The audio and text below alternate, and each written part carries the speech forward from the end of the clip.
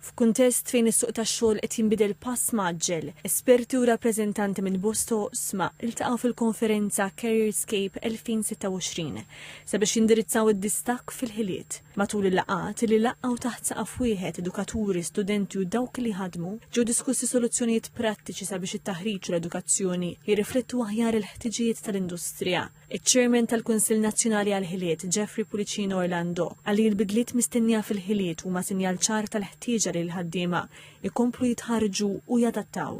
Jista' jkun flimkien infasslu triq li twassal biex il-workforce tagħna, l-istudenti tagħna jkun jistgħu jipprezzaw iktar x'ħiliet għandna bżonn biex naħtfu l-opportunitajiet tal-ġejjieni. Żied jgħid li f'kuntest globali fejn it-teknoloġija u l-innovazzjoni qed jibdlu s-suq tax-xogħol b'ritmu maġġel, il-ħila li wieħed jadatta u jitgħallem kontinwament hija kruċjali. Il-Ministru għall-Edukazzjoni Clifton Grima saħaq li hemm bżonn enfasi akbar fuq il-ħsieb kritiku u t-tagħlim tul il-ħajja filwaqt li sostna li t-tħejja tal-ħaddiema l-futur teħtieġ sforz konġunt bejn l-edukazzjoni u l-industrija.